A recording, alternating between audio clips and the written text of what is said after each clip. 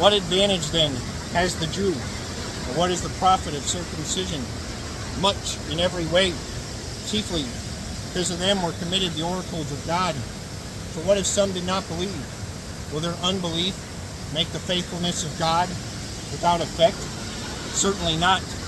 Indeed, let God be true, but every man a liar, as it is written, that you may be justified in your words, and may overcome when you are judged. But if our unrighteousness demonstrates the righteousness of God, what shall we say? Is God unjust, who inflicts wrath? I speak as a man, certainly not. For then, how will God judge the world? For if the truth of God has increased through my lie to his glory, why am I also still judged as a sinner? And why not say, let us do evil, that good may come? Are we, as we are slanderously reported, and as some affirm that we say, their condemnation is just? What then? Are we better than they? Not at all. We have previously charged both Jews and Greeks that they are all under sin. As it is written, there is none righteous, no, not one. There is none who understands. There is none who seeks after God. They have all turned aside. They have together become unprofitable.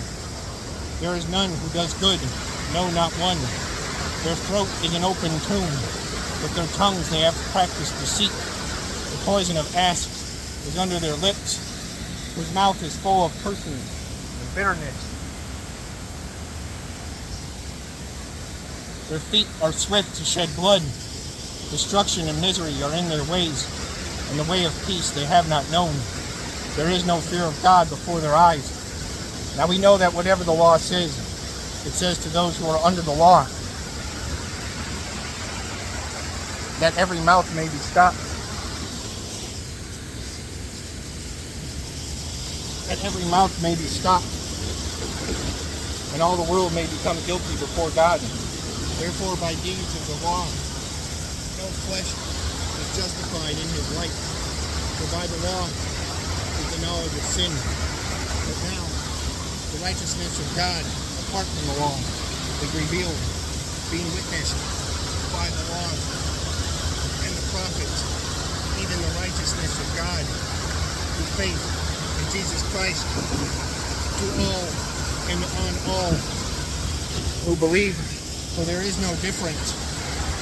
For all have sinned and fall short of the glory of God, being justified freely by his grace, through the redemption that is in Christ Jesus.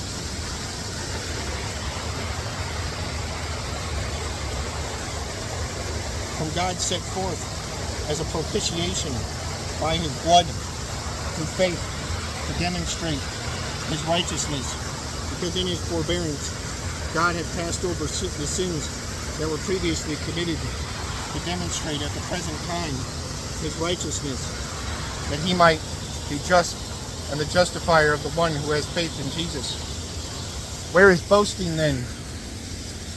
It is excluded. By what law? Of works? No, but by the law of faith. Therefore we conclude that a man is justified by faith apart from deeds of the law. Or is he that is God, or is he the God of the Jews only? Is he not also the God of the Gentiles? Yes, of the Gentiles also. Since there is one God who will justify the circumcised by faith and the uncircumcised through faith, do we then make void the law through faith? Certainly not. On the contrary, we establish the law.